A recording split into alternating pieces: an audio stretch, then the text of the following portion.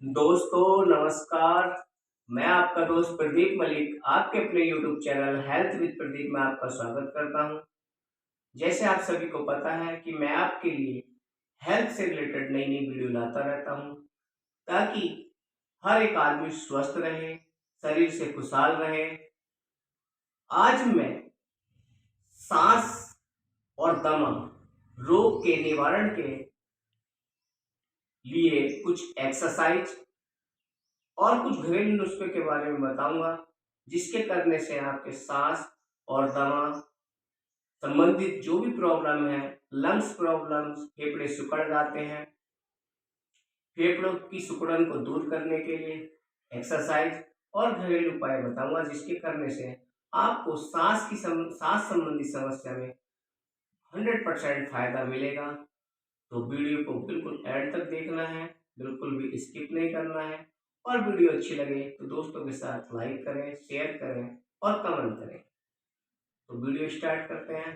दोस्तों, सांस जब किसी इंसान का फूलता है तो ये हमारे जो फेफड़े हैं, ये लंग्स है, ये सिकुड़ने लगते हैं। फेफड़ों में सिकुड़न की होने लगती है। कभी कभी फेफड़ों का इन्फेक्शन होता रहता है। तो इसे हम सांस लेते हैं तो भाई का सांस लेने से क्या होता है, बस सांस 1 सेकंड के लिए आता है और ऐसा लगता है कि सांस में घुटन सी हो रही है। अब हम इस घुटन को धीरे धीरे योग के थ्रू, योग के द्वारा कैसे इस समस्या को सॉल्व करें जिससे आपको 100% बेनिफिट मिलेगा। तो उसके लिए सबसे पहले हमें लंबी गहरी सांस का अनुसरण करना है। लंबी गहरी सांस लेनी है और सांस रोकने का प्रयास करना है।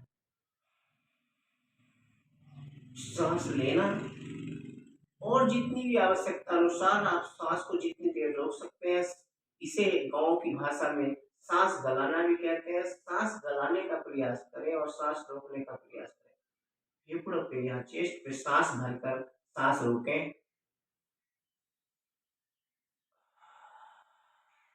फिर छोड़ दें। सांस लें, सांस भरकर पूरा प्रेशर सांस का चेस्ट पर ही रखें और चेस्ट पर सांस का प्रेशर रखने के बाद जितनी हमारी आवश्यकता है, ज्यादा से ज्यादा अपनी आवश्यकता के अनुसार उस सांस को अपने जो चेस्ट में, फेफड़ों में भरकर रोकने का प्रयास करें और उसके बाद सांस को धीरे धीरे छोड़ने का प्रयास करें। इस क्रिया को अगर हम दिन में 5 मिनट करते हैं, अपना सांस को गलाना जिसे बोलते हैं, सांस गलाने का प्रयास करते हैं, सांस रोकते हैं, तो इससे हमारे फेफड़े जो होते हैं ये गुब्बारे टाइप में होते हैं, तो उनकी सिकुड़न सिकुड़न में बहुत ही फायदा मिलता है। दूसरी क्रिया मैं आपको करके बताने जा रहा हूँ, जिसके करने से भी हमें सांस संबंधित प्रॉब्लम में बहुत ही फायदा मिलता है और वो क्रिया है अनुलोम विलोम। बाई नाक से आपको सांस भरना है, जितनी क्षमता हो इस सांस को फेफड़ों में भरकर रोक सकते हैं। फिर धीरे धीरे दूसरी नाक से सांस को छोड़ना है। फिर दाई नाक से सांस लेना है, दाएं स्वर से सांस लेना है। फिर सांस को फेफड़ों में भरकर रोक लेना है और बाएं स्वर से इस सांस को छोड़ देना। इस क्रिया को दोस्तों अनुलोम विलोम कहते हैं। अनुलोम विलोम की क्रिया से हमारे दोनों स्वर चलने लगते हैं और हमारे सांस दमे आदि संबंधित जो हमारी समस्या है, चेस्ट संबंधित जो समस्या है, हमारे जो श्वास नली पे जो स्वालिंग आती है, उसमें हमें बहुत ही फायदा मिलता है। तीसरी क्रिया में जो आपको बताने जा रहा हूँ दोस्तों, उसके करने से भी हमें सांस संबंधित जो हमारे श्वास नली में इन्फेक्शन हो जाता है, उससे बहुत आराम मिलता है, बहुत फायदा मिलता है। उसके लिए हमें बार बार खांसने का प्रयास करना है। उसके लिए हमें